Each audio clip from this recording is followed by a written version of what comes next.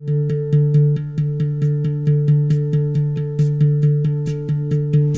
what are the key decisions? Number one, we had a pending assignment to conclude the steering committee roles.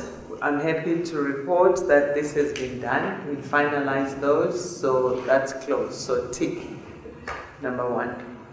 Number two, we reviewed the terms of reference for the International Advisory Group.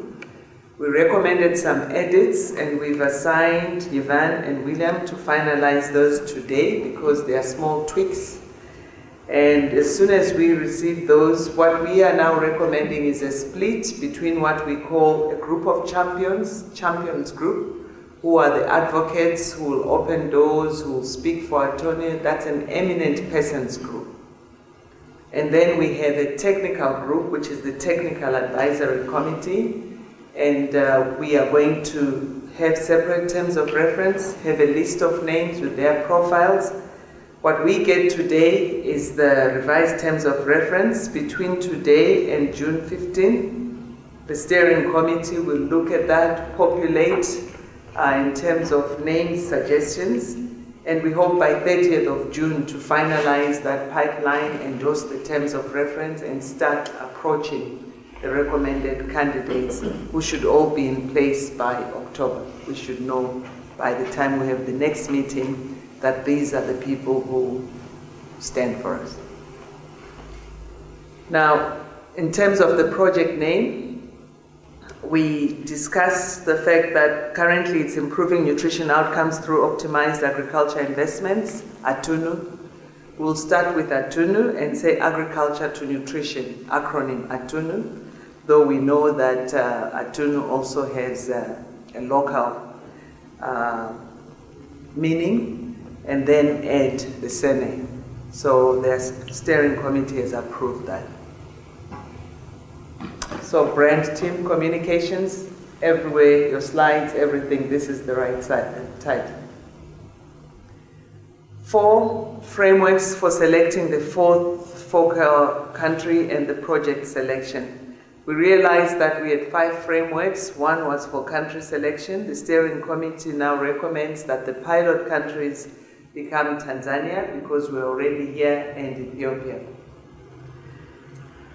For Tanzania, maybe for Ethiopia, to start with that, we recommend that an advanced team goes to Ethiopia to look at what are the projects that are there and report back by 31st with a recommendation to the steering committee on whether work can be done in Ethiopia or not, because here in the choice of these 2 countries, we are looking for low-hanging fruits that will give us quick results during the inception phase.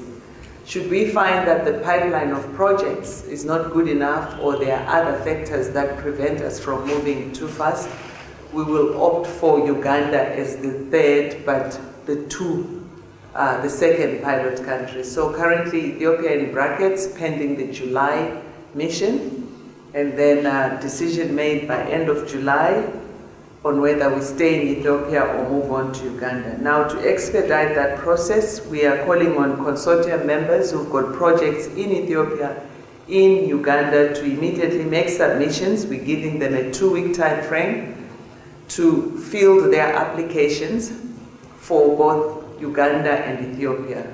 By the time we get to 31 July, we don't want to say no to Ethiopia and find we're starting afresh from Uganda. So the understanding is that that decision will be motivated by the advanced team. So we expect the DML team that's remaining to make preparations for the Ethiopia meeting.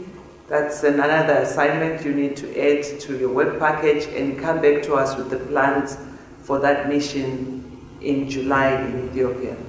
By end of July, you come back with a recommendation. Did you find projects? Yes, we stay in Ethiopia. If you don't, we've already got a pipeline from Uganda, and the deadline for those applications is 15th of June to allow the Ethiopia advanced team to prepare adequately for the July mission.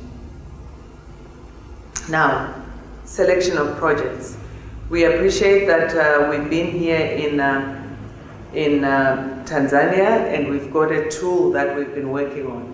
We would like to have the finalized tool by 2 June, so that it's sent to all consortium members who will be fielding their applications, including the foundation. These applications for Tanzania, the deadline is 9 June.